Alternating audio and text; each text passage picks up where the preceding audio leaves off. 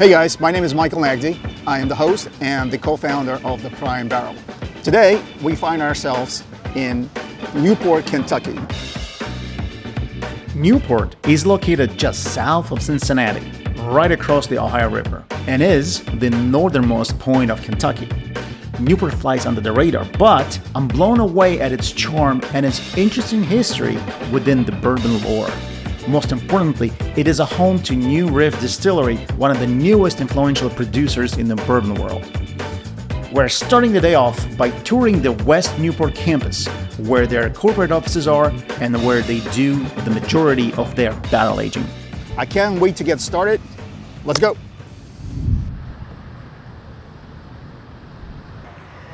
Hi. Hey! Good to see you again. You too, how are you? Showing us around the campus is Criolla, a good friend of mine and truly one of the best tour hosts in the industry.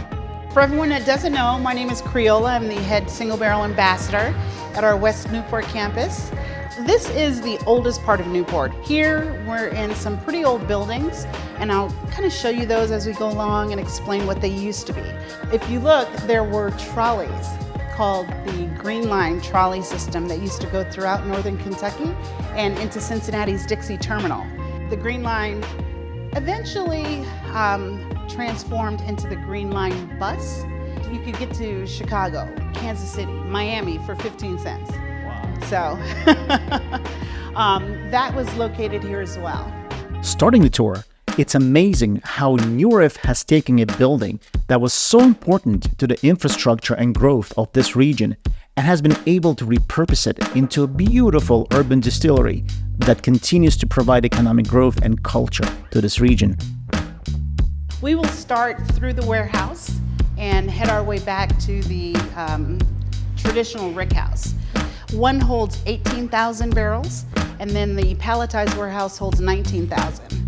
So we have a lot of barrels aging here. Our third warehouse opened recently, and it has the capacity to hold 41,000 barrels, and that's in Silver Grove, which is just about 10-15 minutes from here. The New Riff Distillery is growing at an exponential clip. Since the start in 2014, they have gone from producing just a few barrels to now producing over 12,000 barrels per year. So these are all of the barrels that belong to our single barrel department. They rotate in monthly.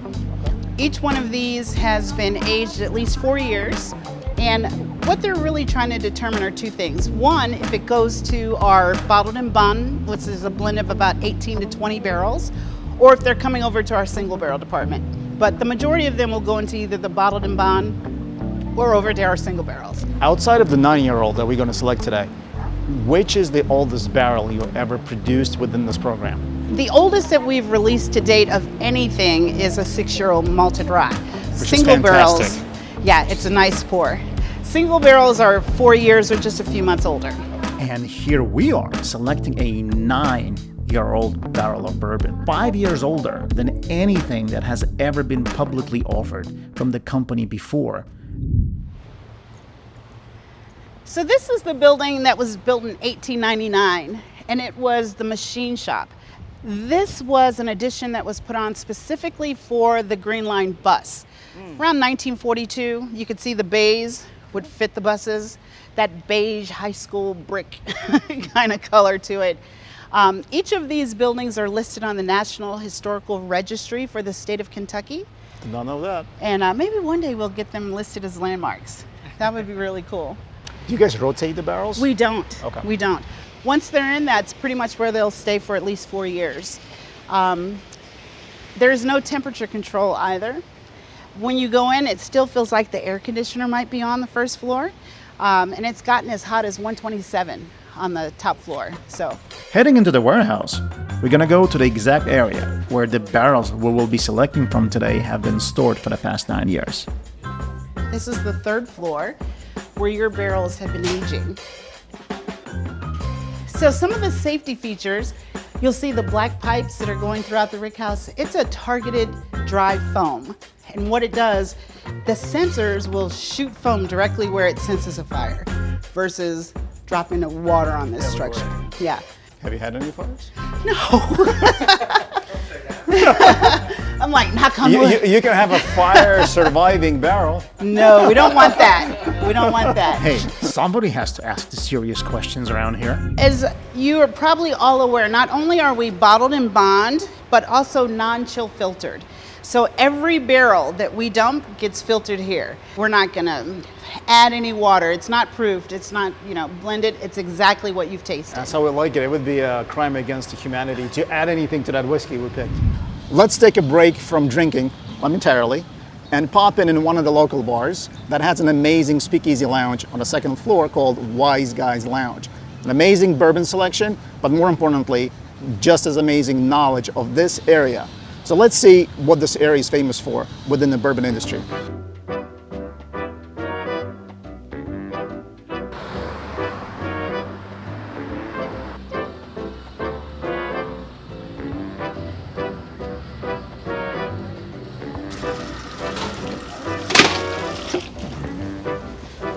What can I do for you, my friend? Let's get a drink. Yeah, absolutely. We think a cocktail, beer, bourbon. What's the vibe? Bourbon. Bourbon, obviously. This is Matt, the head bartender here at Wise Guys. From the moment I walked in, I could tell he knew his stuff and was a true connoisseur of whiskey, especially the local ones. We are at Wise Guy Lounge. We are a speakeasy sitting right above Goodfellas Pizza, right here in Covington, Kentucky, in the main Strauss Village. Cincinnati is a huge German immigrant town. Back in like the 1800s, we were one of the fastest growing cities in the country, and a lot of that was because of German immigrants making their way inland and stopping here on their way down the Ohio River. Notice that little guy over there. Some George Remus. Notice his namesake bourbon you guys have here. Yeah, a little bit of a local legend. We got quite a bit from him. A little bit of a local legend. Yeah, to say the least. He's the guy that The Great Gatsby by F. Scott Fitzgerald was based off of. So The Great Gatsby threw huge parties because he got a shit ton of money from bootlegging. Born in Chicago, his parents owned a bunch of pharmacies that he started to take over and would bootleg out of the back of. Eventually got him ran out of the city of Chicago. Ended up in Cincinnati, realized about 90% of the whiskey being made in the country was being made within like 100 feet of him. So he started bootlegging down here as well. Only difference is in Cincinnati, he fell in love with a woman named Imogen. As you do. As you do. He ended up putting a lot of the money in her name to kind of keep himself away from it since he was the one doing the illegal acts. Eventually that screwed him a little bit. Screwed him a little bit, I'll say. Imogen ended up having an affair with a federal agent, Franklin Dodge, who ended up being the one who busted George and sent him off to prison. While he was behind bars, Imogen and her new beau sold off all of his mansions, cars, and emptied the bank accounts, leaving George with nothing when he came out after 5 years in prison. Somehow he got in contact with Imogen and said, "Hey, that was a little messed up what you did to me. Can we talk?" Met her in Eden Park, which is over on the east side of Cincinnati. They've built a gazebo where they met. And as soon as George got out of his car, he shot her 3 times in the stomach and then walked away. That's a wild story. Yeah, it's a gangster story. It's pretty insane. It's pretty cool. So you mentioned he came to Cincy. I would venture a guess the reason he came here is because at the time, pre-Prohibition era, Cincy was one of the main hubs of whiskey producing. Northern Kentucky is rooted in bourbon history. Bourbon started from whiskey made in Bourbon County, Kentucky. And the way that it became an aged whiskey was they would throw it into barrels and send it down the Ohio and Mississippi River to get to New Orleans. By the time it got to New Orleans, it ended up being aged, and they called it whiskey from Bourbon County, shortened to bourbon whiskey, shortened to bourbon, and became this wonderful American tradition that it's the official whiskey of America. It can only be made here, and it all started in Kentucky and in Cincinnati with all of that export. And fast forward to today, Sure. Riff Distillery, which Yes. is a few blocks away from here, Absolutely. has opened its doors about 10 years ago on Yeah. the banks of Ohio River. Yes. So kind of paying an homage to the rich history. Yeah. What do you think their presence and the city, this neighborhood history means to the bourbon world today? So like you said, they opened 10 years ago. I'm 25. I've been bartending for 5 years. I drank whiskey maybe a little sooner than I should have. But I've been around, as long as I've been around whiskey, they have been around. They're masters of rye, they're nerds about the grain that they use, so they're always, every special release that they do is something really, really cool. And what they do not only with their standard program and the fantastic high rye bourbons and ryes that they release, but with their specialty releases they do every other month. It's just this fantastic little niche, almost nerd section of bourbon where you get to try a bunch of new things. It's just a really, really cool, like, local triumph story of this place that started a decade ago now, that has kind of gotten out of that realm of craft distilling and has gotten to a point where they're producing enough and selling enough that they are definitely can be deemed a local success. They probably have more imprint on the state of the bourbon industry today than any Yes. other newly formed distillery. Sure. Through the history, through the homage to history, and for the quality of what they're outputting. Everything they've done from day one has been focused on that quality, and that is the mark of any successful bourbon, is from day one you care about the juice. Absolutely. Well, Yeah. you know what? I'll cheer to them. Absolutely. With the whiskey dedicated to the guy that kind of started it all in this area. There we go. So cheers to you and cheers to Cheers. George Remus. And now, for the moment we've been waiting for, the opportunity to taste 3 unique barrels pulled from the depths of New Riff's vault. These barrels are from their first batch ever produced and are extremely rare and valuable. Leading this tasting is Jay Irishman, co-founder of this fantastic distillery and a very well-respected man in the bourbon world. Is there anything you want to tell us before we begin? Any word of advice? Anything about the whiskey itself? Sure, just a little bit. These are barrel samples at barrel proof. We don't know what the barrel proof is. We did not check it. We don't do that before a tasting like this, but we go into the barrel at 110 proof. 4 years later, the proof has gone, well, in this case, 9 years later, up or down a little bit. Maybe from 108 to 113, maybe 114 proof. That said, these barrels have had quite a career. So these barrels have sort of walked every step of the way in terms of infrastructure and buildings with New Riff, period. They're a little bit of a historical glimpse to our brief, humble history in that regard. We score each sample on 3 categories, that being aroma or nose, palate and finish. Pretty simple. The scale is 0 to 10. 5 being an average, anything under 5, which I don't think these will be, but anything under 5 we don't really care for. 5 is an average, and then everything above 5 is when we start to say, okay, well, how much do we actually like this, right? And then we normally go around the table and basically each gives their argument for the barrel that they each like the best, and we use democracy to select the winner. So let's get into it.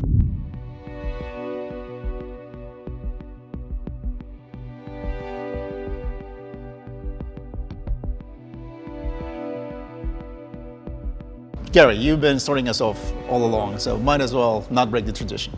All right. Well, I started with sample number 1, and I was hit with that initial zesty rye essence of New Riff on the palate. I scored it a 6 on nose, a 6 on palate. On the finish, it was a medium long finish. I scored a 6. It got a little bit dry at the end. Total score of 18 for sample number 1. Sample number 2, I found some vanilla on the nose, scored it a 6. The finish had kind of a sizzle mouthfeel to it. The finish was a little bit longer, but for me it was less about flavor and more about feel. And I like to have a lingering flavor in the finish, so I scored that one a little bit lower on the finish for that reason of 5.5, a total of 17.5. And sample number 3, when I went through and nosed each of them, sample number 3 was the one where I went, I really like the nose on sample 3. I scored that a 7.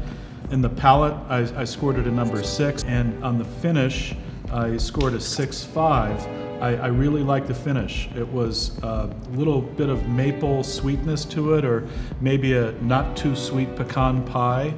Overall, I gave sample number 3 a 19.5. That's great. No, that's awesome. That's why Gary goes first. He sets up the table for everybody. On the nose for the first one, I will go with 8. Okay, wow. I have a lot of fruit characteristics to it. On the palate, I will went with 8. And the finish I went with 8 as well. Was a little bit too hot for me.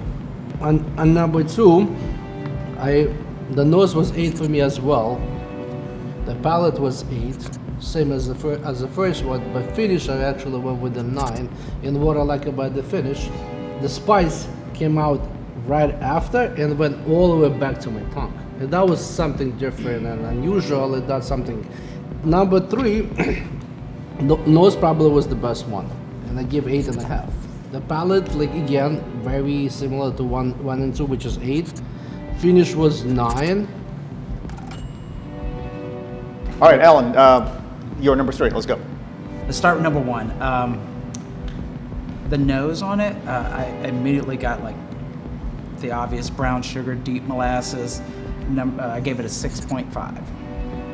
Now, the palate on number 1, I found it to be minty, cinnamon, peppery spice, but it had a very balanced mouthfeel. So I gave it a 6.5. All right. And of course, the finish was long and strong. That's going to stick with that one. And I gave it a 7. All right. Moving on to number 2, totally different nose to me. I got like cereal and gingerbread, and a light oak in there, and which all flavors I like. So it got a 6.5. Now, the palate on this one, it kind of gave me like a dark fruit, but it was taken over right at the end by the spice. But I still gave it a 6.5. Okay. The finish, it finished pretty well. I gave it a 6.5. So that's 19.5. 19.5. Number 3, of course, instantly when I smelled it, I went, yeah. I said, I think I even probably said it out loud. But What's the score for nose? 7.5. Okay. I felt like the palate was oaky, and then I picked up some toffee and even found pear in there somewhere. All right. But I gave it a 6.5. All right. And for this one, the finish, it's going to get something that I would just say is perfect.